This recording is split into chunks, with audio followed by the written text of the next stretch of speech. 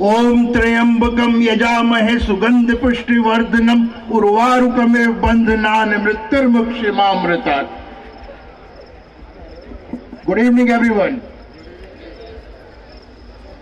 आप सबको महाशिवरात्रि की हार्दिक शुभकामनाएं।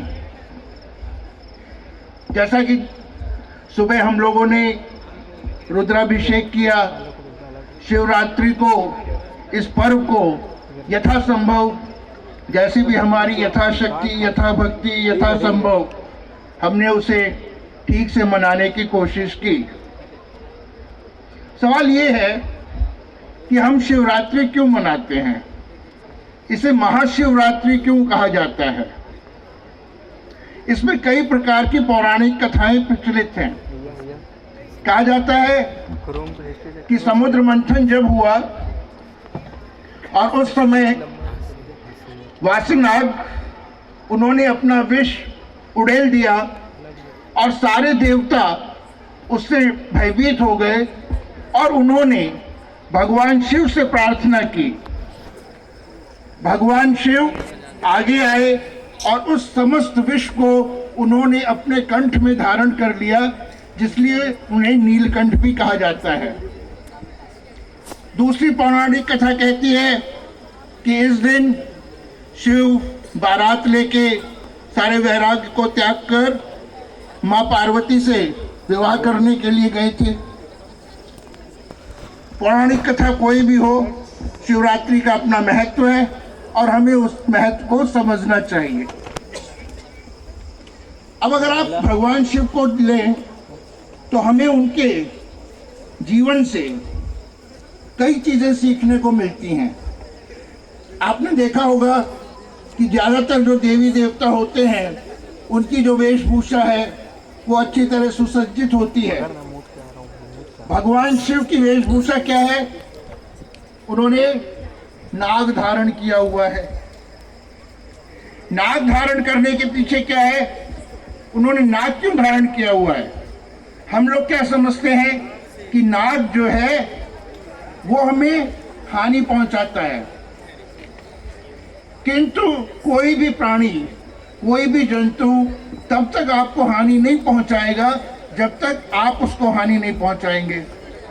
तो भगवान शिव का कहने का मतलब है कि हर व्यक्ति, हर प्राणी, हर जंतु अपना महत्व रखता है और हमें किसी भी व्यक्ति को, किसी भी प्राणी को, किसी भी जंतु को किसी प्रकार की हानि या नुकसान नहीं पहुंचाना चाहिए।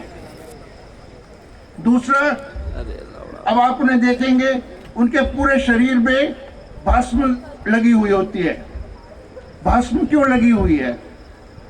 अगर शरीर में भस्म लगी है तो जो हमारे शरीर के जो रोम छिद्र हैं उस भस्म से बंद हो जाते हैं, और अगर हमारे रोम छिद्र बंद हो गए तो इसका मतलब जब गर्मी में अत्यंत गर्मी पड़ेगी तो हमें गर्मी नहीं लगेगी, सर्दी में जब बहुत ठंड पड़ेगी तो ठंड भी नहीं लगेगी।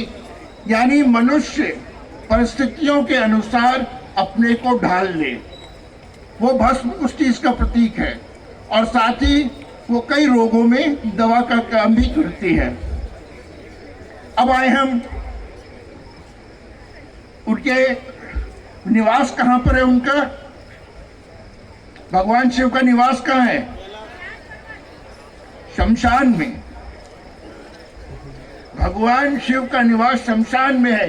यानी जो जितने भी वो मैटेरियलिस्टिक प्लेजर्स हैं, सांसारिक चीजें हैं, उनसे वो दूर हैं। क्यों? क्योंकि अंत में जाना वहीं पर है। इसके बाद आज जब रुद्राभिषेक हो रहा था तो आप लोगों ने एक लंबी क्यू लगाई हुई थी बेलपत्र चढ़ाने के लिए, लेकिन चढ़ा क्यों रहे वो नहीं पता है। किसी को पता? बेलपत्र में 3 पत्तियां हैं, 4 पुरुषार्थ होते हैं: धर्म, अर्थ, काम और मोक्ष। तो जब हमने बेलपत्र चढ़ाया तो उसमें जो 3 पुरुषार्थ हैं, धर्म, अर्थ और काम, वो हमने निस्वार्थ भाव से भगवान शिव को अर्पित कर दिए। और जब वो तीन चीजें अर्पित कर दी तो चौथा जो पुरुषार्थ है, मोक्ष, वो हमें अपने आप प्राप्त हो जाता है। अब लास्ट में कुछ लोग धतूरा भी चढ़ा रहे थे। वो किस लिए चढ़ाते हैं? मैंने धतूरा चढ़ाया मतलब मैं आज तक कोई नशे का सेवन यदि करता हूं, यदि अगर मैं व्यसन करता हूं, कोई मुझ में बुराई है, वो आज मैंने त्याग कर दी। जिसने धतूरा चढ़ाया ध्यान रख लेना।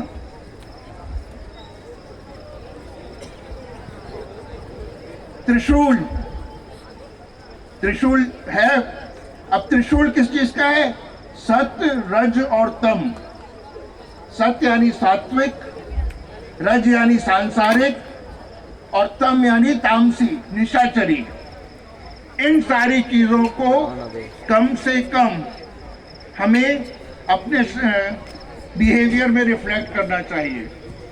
त्रिशूल बहुत पहना है, इसलिए अपना जो कंट्रोल है, हमारी कोई भी चीजें हैं, हमें अपने पे सेल्फ कंट्रोल करना चाहिए। तो ये सारी चीजें हैं जो हमें भगवान शिव के जीवन से सीखने को मिलती हैं। आशा करता हूँ कि अगर हम इन चीज़ों को अपने दैनिक जीवन में, डेली लाइफ में यूज़ करेंगे तो ये हमारे लिए लाइफ मैनेजमेंट स्किल्स का काम करेंगे। अंत में एक बार फिर आप सबको शिवरात्रि की शुभकामनाएं।